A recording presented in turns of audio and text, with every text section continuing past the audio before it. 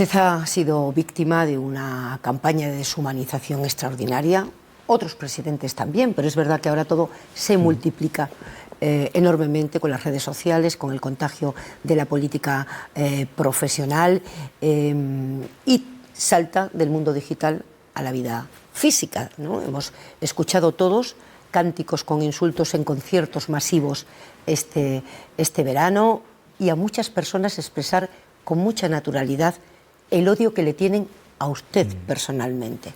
¿Cómo gestiona usted esa situación? Pues con mucha paciencia. ¿Y cómo cree que es reconocido por los españoles? ¿Por qué cree que ese odio ha aprendido? Pero fíjese, yo creo que la clave aquí es todo lo que estamos viendo, no solamente respecto a esto que usted hacía referencia, sino también los hechos lamentables que hemos visto hoy en un barrio de Madrid, en el distrito de Hortaleza, ¿no? Lo que quiero decir es que al final son la consecuencia de algo previo. Y la causa tenemos que verla en la falta de respeto, de consideración, en el me gusta la fruta, en la barra libre para insultar al adversario político. ¿Usted no tiene ninguna responsabilidad en la polarización de España, señor Sánchez? La polarización de España es asimétrica. Yo no insulto. Yo puedo defender legítimamente mis ideas y criticar a mi adversario político. Pero esto de... Si en una conversación como la que estamos usted y yo teniendo, de repente uno de los dos insulta al otro, ¿en qué términos se tiene que responder? Y, sobre todo, si lo hace un responsable político, aquellos que confían en ese responsable político elevan la apuesta a N. Nosotros lo que estamos viendo ahora es la consecuencia de unas causas que tienen que ver con esa falta de respeto y con esos insultos. Por tanto, yo lo que propongo es lo siguiente, una cosa que me parece que es de sentido común, que nos lo apliquemos todos. Dejemos de insultar, defendamos nuestras ideas con convicción, con vehemencia, como lo solemos hacer los españoles, con pasión, pero desde luego con un mínimo de respeto. Tenemos un minuto, presidente. El problema es que ese odio, esa animadversión, esa cosificación del que opina diferente está llegando a un extremo que ya casi da igual quién empezó primero. El problema es a dónde nos conduce eso. ¿Qué debe hacer la política que enseguida se resbala a todos los partidos hacia el enfrentamiento en cuanto hay una ocasión? Primero, a mí me parece importante diferenciar a unos políticos de otros. Porque lo que no se puede hacer es meter a todos los políticos y políticas en el mismo saco. De aquellos que sí que insultan, de aquellos que lo que hacen es generar odio. Y ser también desde los medios de comunicación críticos con esas expresiones. Lo que no puede ser es que de repente se diga a un presidente del gobierno o a cualquier otro político, no solamente por parte de tus adversarios, sino también de determinados medios de comunicación, es que no puedes salir a la calle. Bueno, sí puedo salir a la calle. Y en la calle te puedes encontrar gente que te insulta y otra gente que te aplaude o que te muestra su ánimo. Pero esto no es lo que queremos para nuestro país. Lo que queremos son unos mínimos de convivencia, de respeto y de destierro del insulto. A partir de ahí podremos debatir sobre lo que se considere, pero el me gusta la fruta es lo que tenemos que desterrar de la dialéctica política. Porque además, eso, ¿en qué posición deja la persona que lo dice? Desde luego, lo deja en una posición y en un nivel de escasos recursos dialécticos y de una enorme frustración.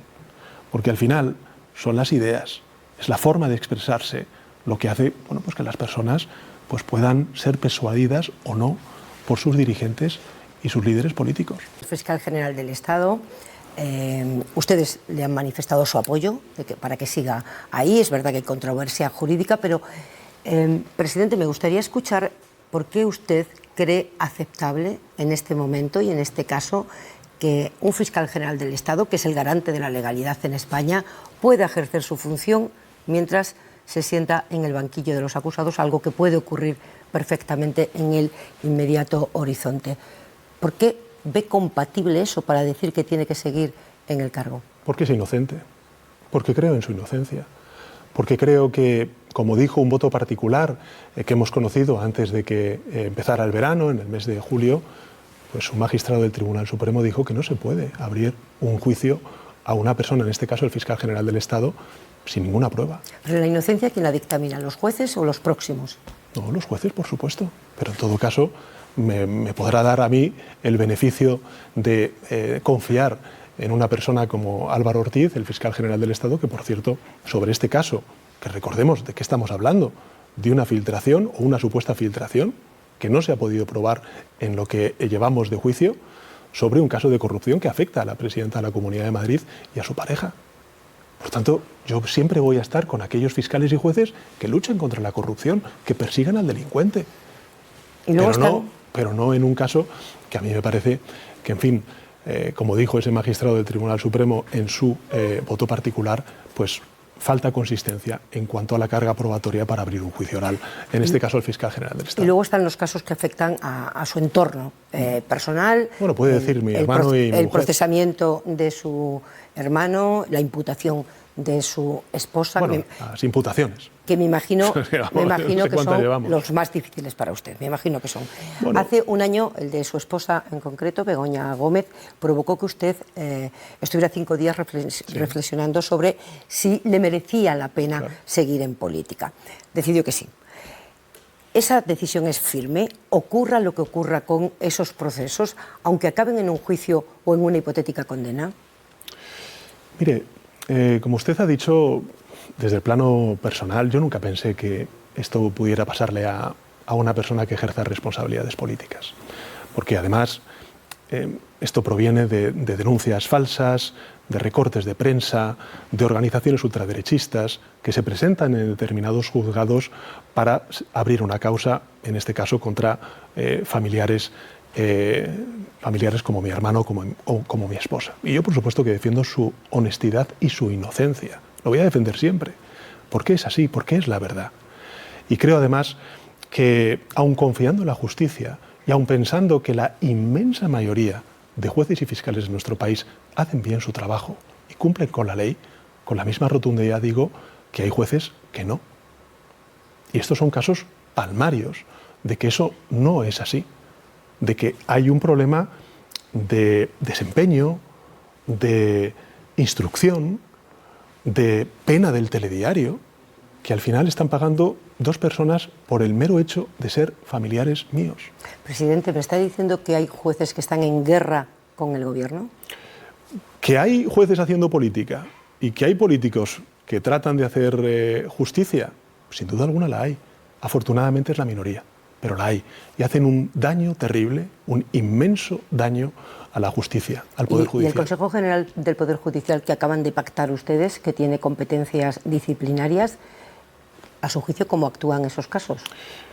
Yo creo que también merecería una reflexión por parte del Consejo General del Poder Judicial el cómo poder defenderse ante procesos que claramente son muy defectuosos tanto en el fondo como en la forma.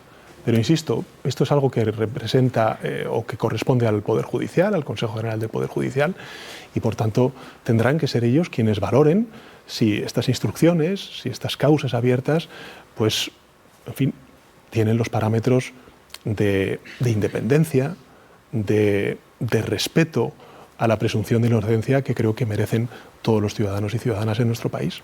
Presidente, por aclararme, ¿dónde pone el listón? En estas investigaciones, todas las que están en curso, todas las que afectan a personas de su máxima confianza política o de su máxima confianza personal, ¿cuál es la línea roja que le obligaría a usted a cambiar esa decisión que ha tomado de seguir adelante, pase lo que pase? Es que, ¿dónde está la línea roja en una investigación por corrupción? Si usted me pregunta por mis familiares, pues es que yo sé cómo viven, yo sé qué han hecho, cómo son. Por tanto, yo lo que espero es que la justicia efectivamente haga justicia y que el tiempo ponga las cosas en su sitio. ¿Y en el caso Cerdán tanto los investigados y Ábalos, como los investigadores. ¿Y en el caso Cerdán y Ábalos, dónde pone el listón? Creo que la he puesto ya, fíjese, mucho antes de lo que hicieron otros partidos políticos o mi organización en casos de corrupción anteriores. Es que nosotros hemos tomado decisiones en José Luis Ábalos y en Santos Cerdán sin abrirse todavía un juicio.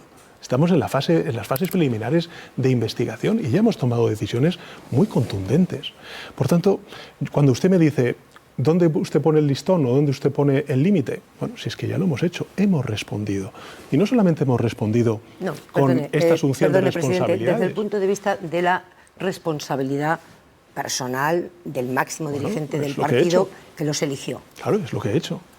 Es que les he pedido que entreguen el acta, les he pedido que abandonaran la Secretaría de Organización del Partido Socialista, les he pedido que se den de baja como militantes y si no, pues efectivamente han sido expulsados. En definitiva, yo creo que desde el punto de vista de la proporcionalidad, de la gravedad a esas respuestas, hemos dado pues una respuesta muy contundente que en efecto otras organizaciones no han dado. Pero su pregunta sobre si hay o no corrupción sistémica, yo le digo, la corrupción sistémica no, pero sistemática sí, acabó con la moción de censura en el año 2018.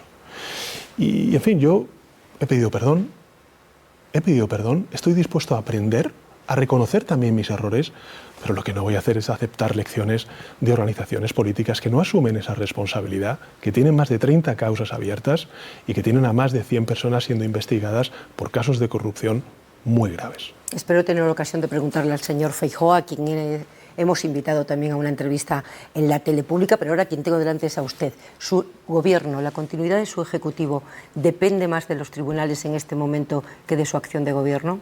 De la acción del gobierno, sin duda alguna. Hablemos de economía, presidente, que, los datos macros son muy buenos, la economía española crece por encima de la media europea y de la media del mundo occidental, en realidad lo hizo en el 24, lo sigue haciendo en el 25, apoyada en una energía barata y en la llegada de mano de obra extranjera, que vienen porque hay trabajo, obviamente. Es la primera vez que tenemos esta ventaja objetiva de una energía que se hace con una materia prima de la que tenemos en abundancia en España, que es el sol y el viento. Pero eso convive con un malestar que tiene que ver con dos cuestiones muy concretas, que es la dificultad de acceso a la vivienda para todas las capas sociales, vivienda de alquiler y vivienda en propiedad. Las dos cosas se han vuelto imposibles para muchos españoles, y unos sueldos que permiten pocos desahogos, y que cuando la vida se tuerce o da un giro, un divorcio, un gasto extraordinario, la gente lo pasa mal. Porque un gobierno nítidamente de izquierdas que ha sabido hacer crecer la economía, no ha sabido atajar estos dos asuntos que afectan a la vida de mucha gente. Yo reconozco el problema, o los dos problemas, pero estamos poniendo los andamiajes para resolver estos problemas. Fíjese, lleva 7 años en el gobierno, presidente. Bueno, pero es que el problema de la vivienda no es sencillo, el desafío que tenemos por delante. Y además, de nuevo, hablando también, como hacíamos, de la emergencia climática, necesitamos de la cooperación de instituciones, de comunidades autónomas, de ayuntamientos, y hace escasos años que aprobamos la primera ley estatal de la vivienda, que en definitiva es, en toda regla, una intervención en un mercado libre que no funciona. Usted antes hacía referencia al mercado energético, a la solución ibérica, que fue una intervención que planteamos desde el Gobierno de España. ¿Para qué? Para, durante la guerra de Ucrania, con los precios y la inflación que teníamos, intervenir en un mercado claramente disfuncional y proteger a los consumidores y a los empresarios. Y es lo que tenemos que hacer también con la vivienda. Nosotros llevamos, desde hace 7 años, desplegando una política sistemática de intervención pública de la vivienda con, un aumento de 8 veces más los presupuestos vinculados con la política de vivienda. 2, la ley de vivienda, que nos permite articular políticas como, por ejemplo, aprobar un registro de viviendas turísticas, acabar con las Golden Visa, que beneficiaban sobre todo a aquellos extranjeros con grandes recursos económicos para comprar patrimonio en nuestro país, o también utilizando el Instituto de Crédito Oficial para crear avales, sobre todo para la gente joven, las familias jóvenes, con 4.500 millones de euros, y también el bono de alquiler para la gente joven. Y finalmente lo que estamos haciendo es una apuesta decidida por la rehabilitación y la construcción de vivienda protegida. Fíjense, durante los últimos 12 meses, el aumento en la construcción de vivienda protegida ha sido de un 62%. El de la vivienda libre del 13%. Habrá telespectadores que piensen, bueno, ¿y eso en qué se traduce?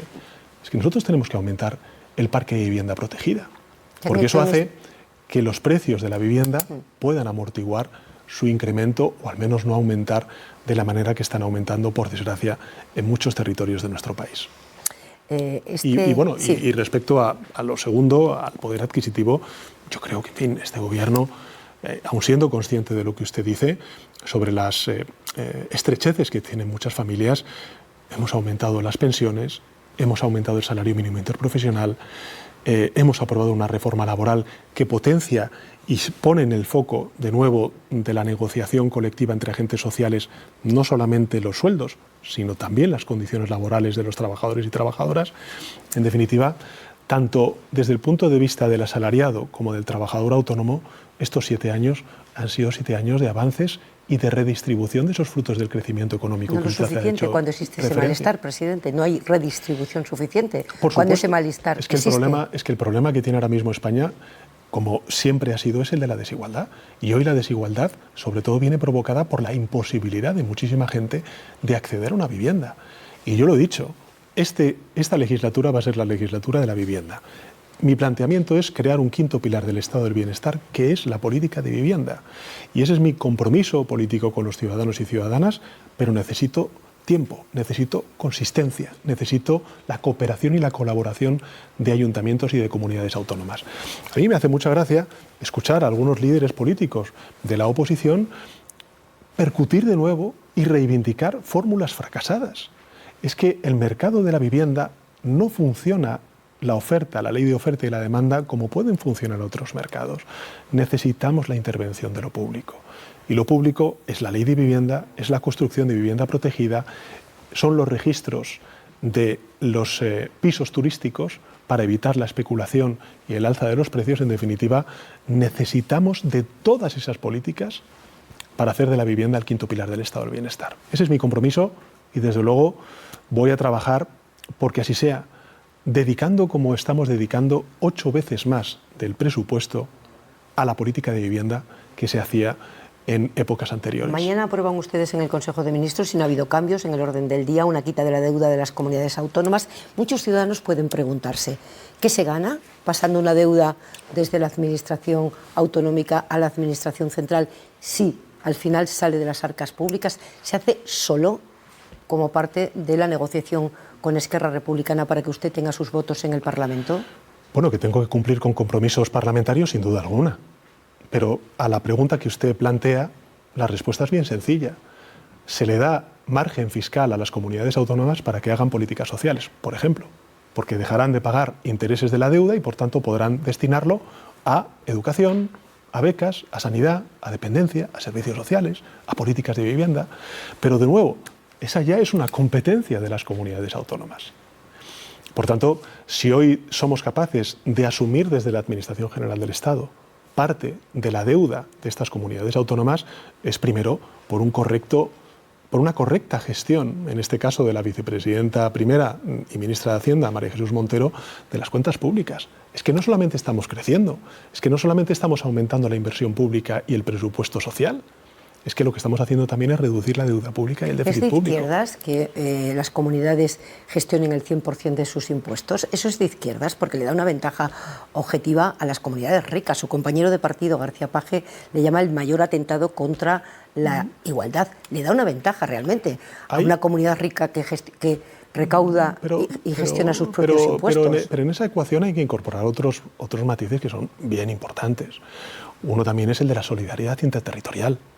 A ver, el debate sobre los recursos que deben tener las comunidades autónomas y la solidaridad entre comunidades autónomas ha sido recurrente. Hay un hecho objetivo, y es que en 2013 caducó el sistema de financiación autonómica. Y fíjese, Mariano Rajoy, entonces, siendo presidente del gobierno y con mayoría absolutísima, fue incapaz de aprobar un nuevo sistema de financiación autonómica.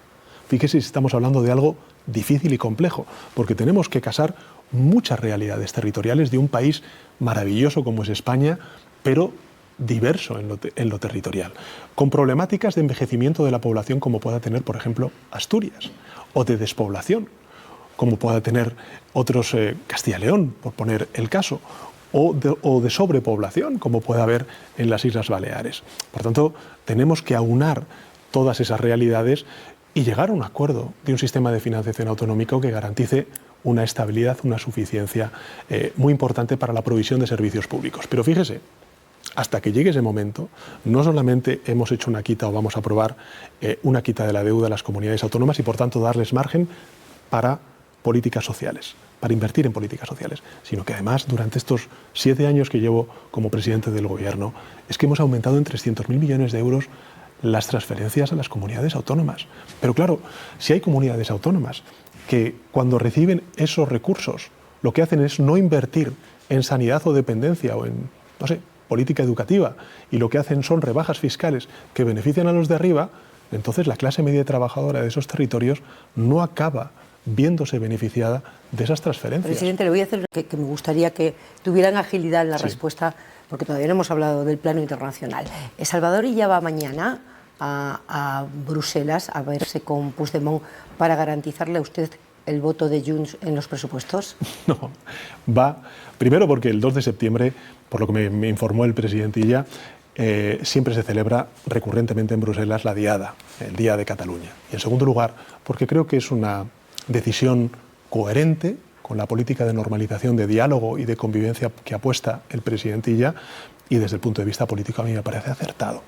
Acertado, porque creo que cuando uno mira hacia adelante, como está haciendo la sociedad catalana y el conjunto de la sociedad española, lo que no podemos hacer es mirar hacia atrás y pensar que no hay ninguna lección que tengamos que sacar del año 2017, de todos esos años de enfrentamiento, de conflicto político que tenemos que superar conjuntamente, el conjunto de la sociedad catalana y también el conjunto de la sociedad española. ¿Va a presentar presupuestos este año? Los voy a presentar. Aunque se lo tumben, dice Podemos que es la excusa que usted busca para disolver y convocar en primavera.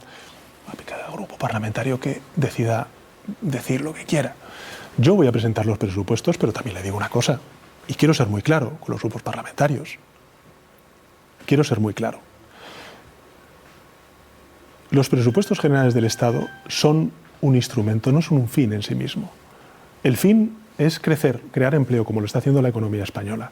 El fin es reducir la desigualdad y hacer la agenda de transformaciones económicas que está haciendo el Gobierno de España. El fin es el poder vehicular y gestionar los fondos europeos, que acaban el 31 de diciembre del año 2026. Por tanto, quiero ser muy claro, vamos a presentar los presupuestos, vamos a pelear para aprobar esos presupuestos en las Cortes Generales. ¿Y si se los tumban? Seguiremos con los presupuestos que tenemos. Quiero que escuche lo que decía usted en el año 2017 a Mariano Rajoy. Un gobierno tiene que aprobar su principal ley, que son los presupuestos generales del Estado. Si el presidente del gobierno no puede aprobar su principal ley, tiene como obligación constitucional y con la responsabilidad que le otorga ser el presidente del gobierno para con los ciudadanos, lo que tiene que hacer es someterse a una cuestión de confianza. Y si esa cuestión de confianza la pierde, el señor Rajoy no tendrá ya ninguna excusa para anticipar las elecciones en nuestro país. ¿Por qué lo que valía para el señor Rajoy no vale para usted? Fíjese, aprobó los presupuestos Mariano Rajoy en el año 2018 y una semana más tarde hubo una moción de censura. Usted decía el mayor instrumento político de un gobierno y lo se es, no puede... Y lo es. Pero fíjese, yo convoqué elecciones en el año 2019, anticipadas después de la moción de censura. ¿Cuál es la diferencia? Que hoy yo tengo unos presupuestos que me permiten cumplir con los dos principales objetivos que antes le he dicho. El hacer frente a mi agenda social, a la agenda social del Gobierno de coalición progresista, y también el poder vehicular todos los fondos europeos que tenemos de aquí al año 2026.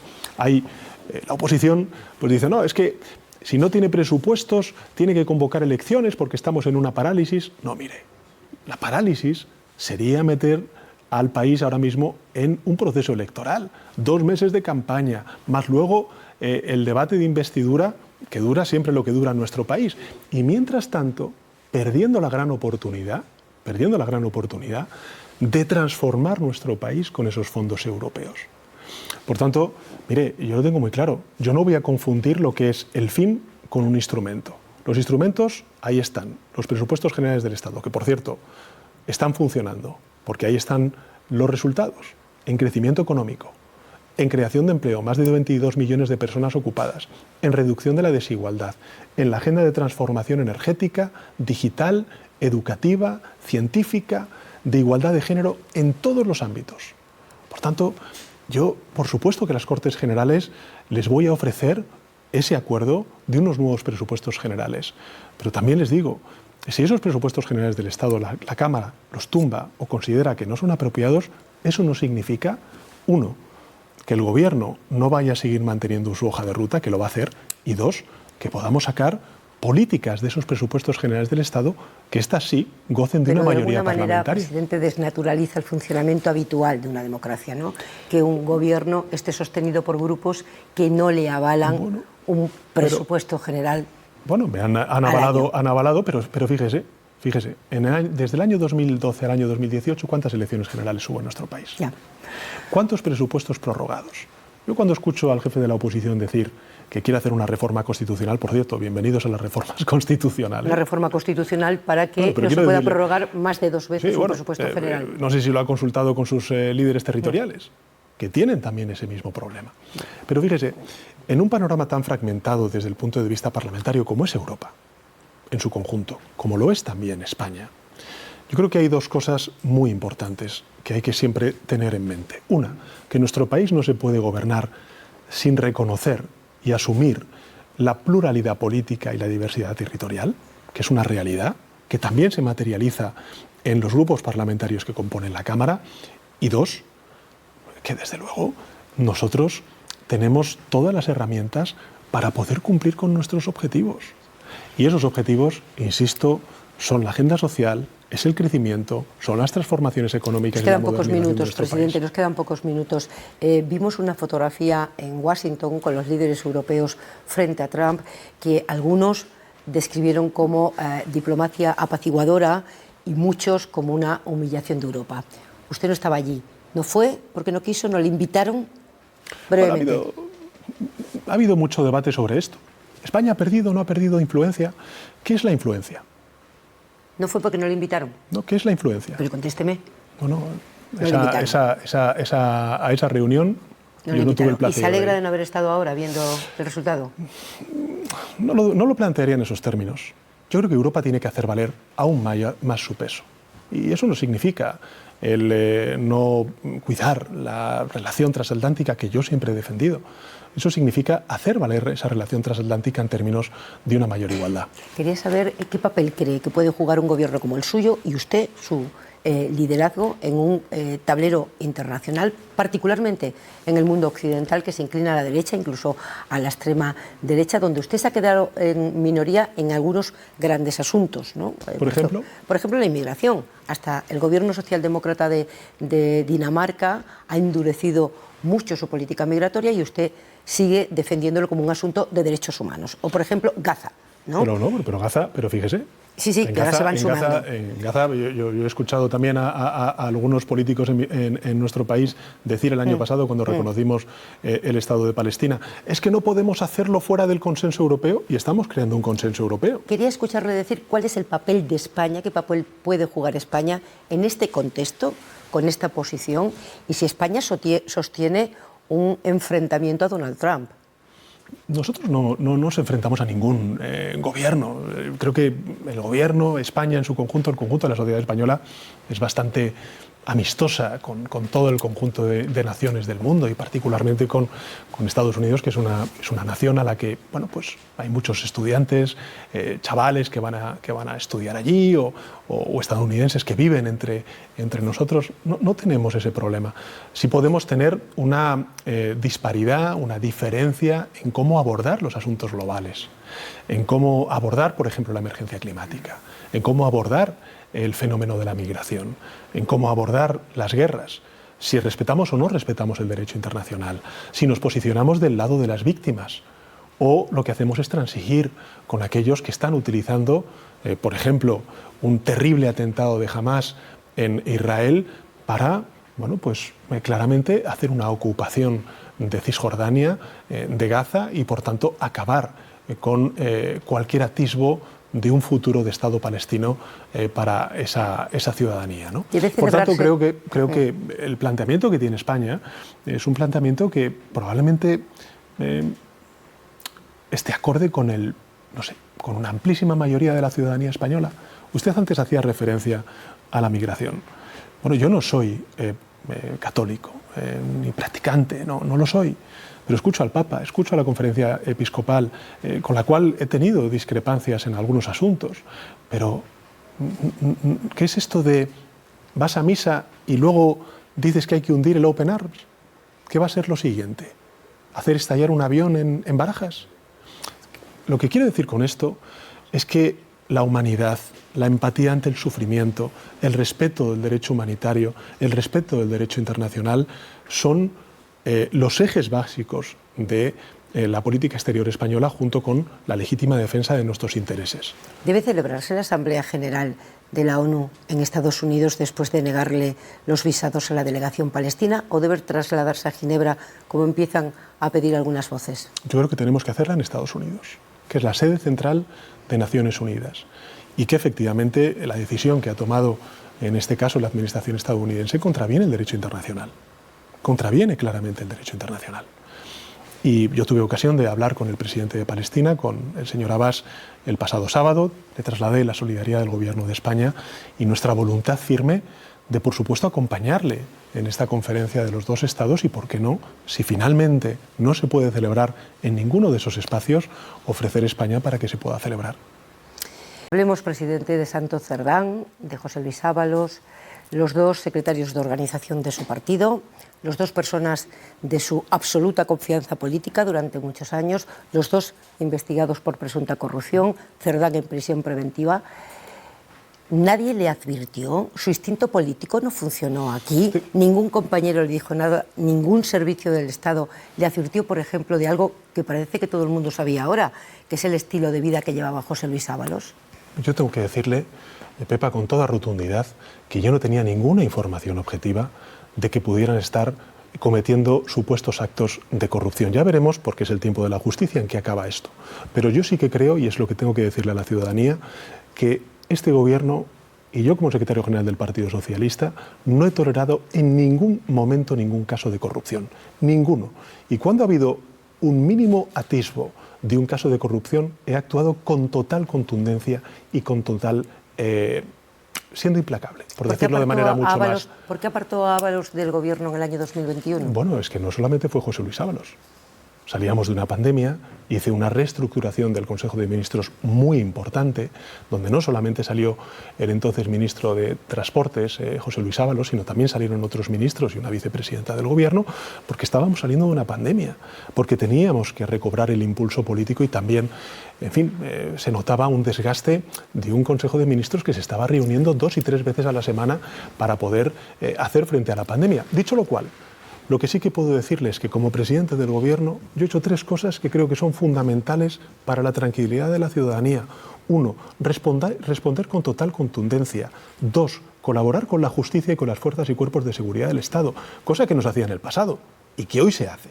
Y 3, poner en marcha propuestas de regeneración democrática y de mejora de los controles para evitar esos casos de corrupción. La semana pasada, sin ir más lejos, aprobamos la hoja de ruta de distintos proyectos de ley que vamos a llevar a las Cortes Generales para crear una agencia, por ejemplo, de integridad pública y de lucha contra la corrupción, o 2, reforzar los mecanismos que tiene la justicia para luchar contra esa corrupción. En este caso, presidente, en este caso, Koldo Ábalos Cerdán, hemos escuchado conversaciones intolerables desde el punto de vista del sexismo, el machismo. De alguna manera, el caso Koldo golpea sobre los cimientos del proyecto político con el que usted llegó a la Moncloa, que era la limpieza frente a la corrupción y el feminismo. ¿No pensó dimitir cuando un caso de esta envergadura y que golpea tanto sus cimientos se hizo público? ¿No pensó dimitir en ningún momento? Que me afectó en lo personal y en lo político, sin duda alguna. Que pensé en dimitir. Yo le hablo de responsabilidad. Que pensé en dimitir también. Pero es que creo que el proyecto político que yo encarno, desde el punto de vista no solamente del avance social, del crecimiento económico, de las transformaciones que estamos llevando a cabo, por ejemplo, en el ámbito de la transición ecológica, la política exterior que está defendiendo el Gobierno y lo que estamos evitando respecto a los recortes que representa y el retroceso que pudiera representar un Gobierno del Partido Popular con Vox, son también importantes. Ya, presidente, pero luego hablaremos de eso. No, pero y en este sentido lo que le quiero responder sí. Es que la asunción de mi responsabilidad es la siguiente. 1, responder con total contundencia, como ha hecho el Gobierno de España y el Partido Socialista Obrero Español.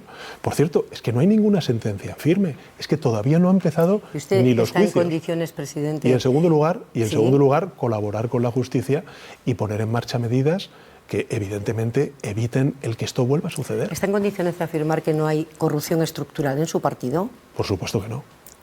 No está en condiciones, que no la hay. Que no la hay. Y si se demuestra que la hay, porque también le sorprendió el caso Cerdán, pero el si caso usted Ábalos, me pregunta, si se demuestra que la hay, dimitiría. Pero si usted me pregunta si hay financiación irregular del Partido Socialista, yo le digo que no la hay.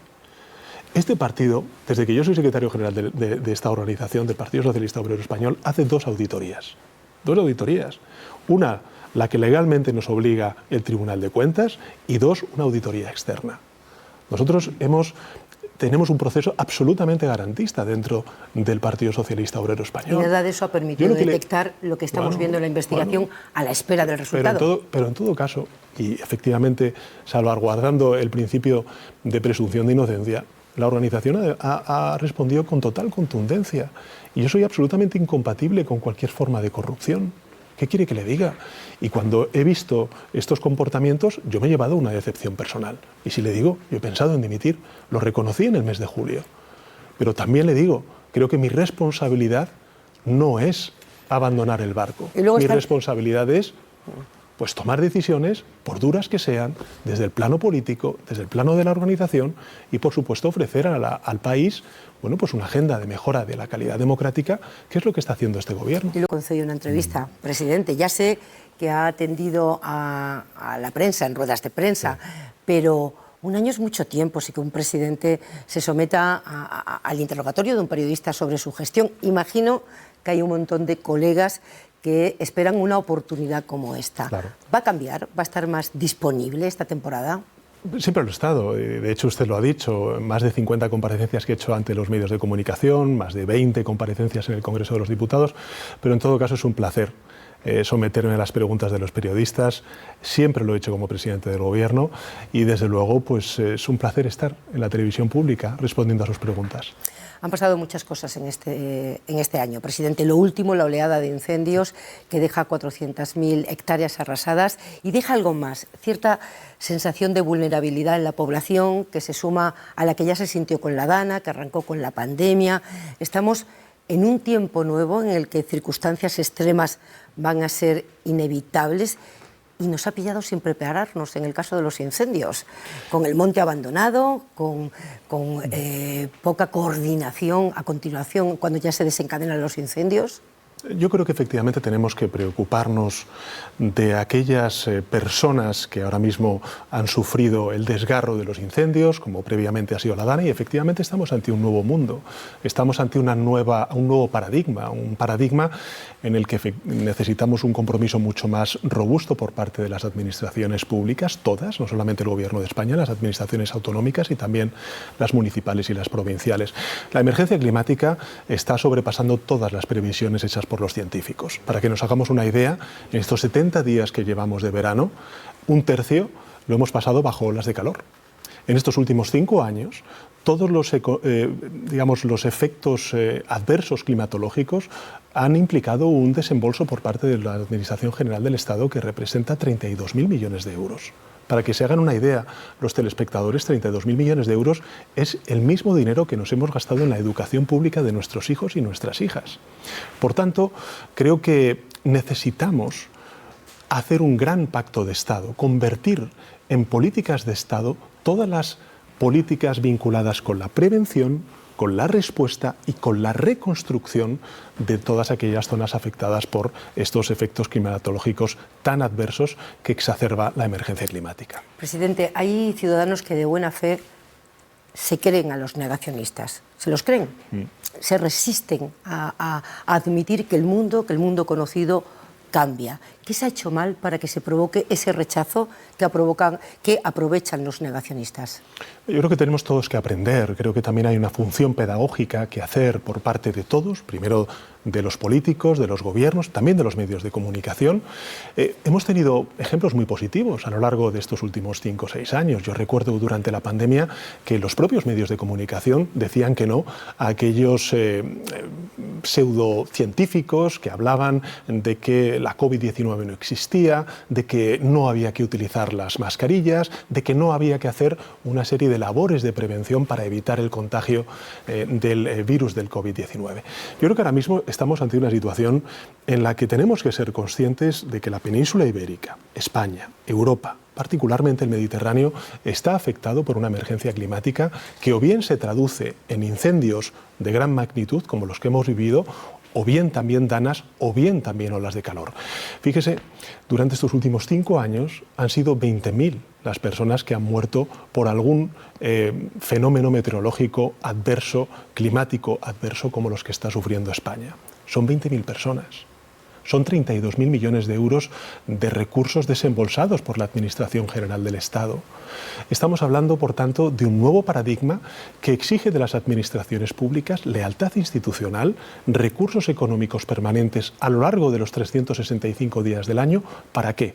1, para prevenir, porque la mejor manera, por ejemplo, de que no haya incendios no es apagarlos durante el verano, sino apagarlos durante el invierno. Y por tanto tenemos que prevenir, tenemos que cambiar la gestión de los recursos forestales en nuestro país. Hay mucha gente que no sabe que nuestro país, después de Suecia, es el país con mayor masa forestal de toda Europa. Y finalmente tenemos que abordar la tarea de la reconstrucción. Por eso yo creo que en una de las visitas, por ejemplo, que hice este verano a una localidad leonesa, Villablino, un paisano de allí me dijo: tenéis que poneros de acuerdo todas las administraciones, todos los partidos políticos, y yo diría más, el conjunto de la sociedad, sindicatos, patronal.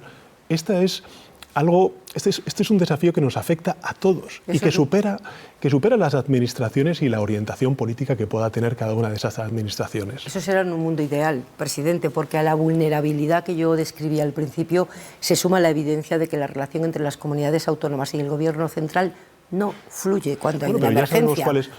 Pero ya sabemos qué es lo que no funciona. No funciona ni la deslealtad institucional, no funciona la precariedad de los trabajadores de las comunidades autónomas que están combatiendo contra el fuego. No funcionan los recortes, ni la privatización, ni el debilitamiento de las políticas públicas. Por tanto, si hay recursos económicos, este gobierno ha transferido a las comunidades autónomas en estos últimos años 300.000 millones de euros más que lo que hizo la anterior administración del Partido Popular de Mariano Rajoy.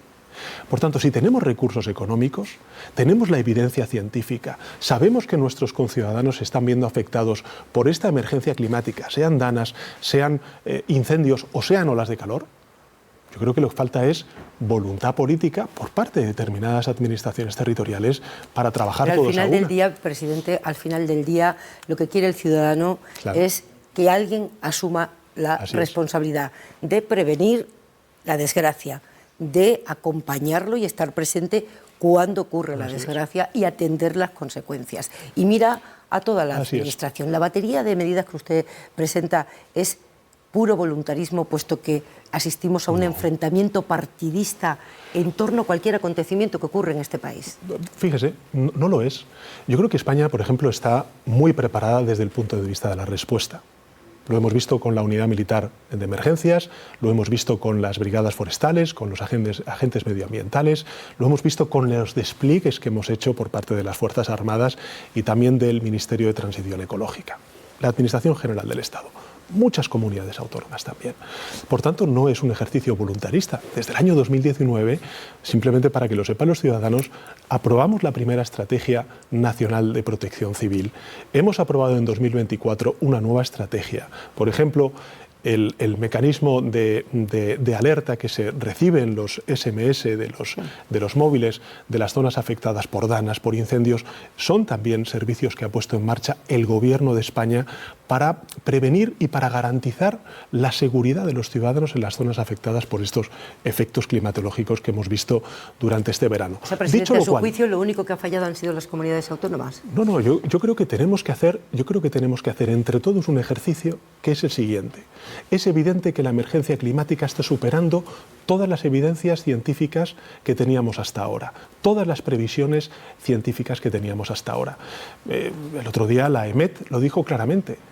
En las temperaturas medias que hemos sufrido durante este mes de agosto superan de largo los 4 grados respecto a las temperaturas medias que hemos tenido durante las últimas décadas en un mes de agosto. Por tanto, hay una realidad que se acelera, que es la emergencia climática, hay unos efectos que se agravan, que son los de la emergencia climática, y por tanto, entre todas las administraciones públicas tenemos que hacer lo que está en nuestras competencias, que viene definido 1 por la Constitución, 2 por los estatutos de autonomía y 3 por la legislación estatal, la ley de montes, por ejemplo, para reforzar esa coordinación y esa colaboración. ¿Diría que el enfrentamiento político ha dificultado la extinción de los incendios? Yo diría que lo que tenemos que hacer entre todos es asumir nuestra responsabilidad. Lo que tiene que hacer, por ejemplo, el Gobierno de España cuando se declara una emergencia de estas características es coordinar la respuesta conjuntamente con la administración territorial donde se sufre este incendio. ¿Y eso qué significa? Pues, por ejemplo, poner a disposición de esa administración territorial todos los recursos, que es lo que ha hecho el Gobierno de España. Fíjese, hemos desplegado 3.200 efectivos de las Fuerzas Armadas de la UME. Hemos desplegado más de 20.000 efectivos de las fuerzas y cuerpos de seguridad del Estado. También brigadistas, forestales, agentes medioambientales. Hemos también activado el mecanismo de protección civil europeo. Hemos coordinado la solidaridad interterritorial de las distintas comunidades autónomas, vehiculando todos los recursos a las comunidades autónomas afectadas. En definitiva, el Gobierno de España ha hecho su trabajo, pero eso no significa que nos sintamos, satisfechos con el resultado de este órdago que nos está echando el clima. Ahora bien, también de la misma manera que digo esto, creo que es un enorme error ver a dirigentes políticos, ya sean instituciones, ya sean partidos políticos, no digo la ultraderecha, que claramente es negacionista, pues no hacer ni una mínima referencia a la emergencia climática. Que no lo dice un partido político u otro, que lo está diciendo la ciencia. Y por cierto, no lo dice la ciencia desde hace, 2 o 3 días, lo está diciendo desde hace décadas. Este gobierno, o mi gobierno desde que yo soy presidente, allá por el año 2018, en 2020 lo primero que hizo fue aprobar una declaración de emergencia climática en el Consejo de Ministros. Y desde entonces hemos desplegado una política de protección civil y una política de transición ecológica que ha hecho que una economía como la nuestra, que está creciendo y liderando el crecimiento en Europa, haya reducido los gases de efecto invernadero como no lo hemos hecho en el pasado.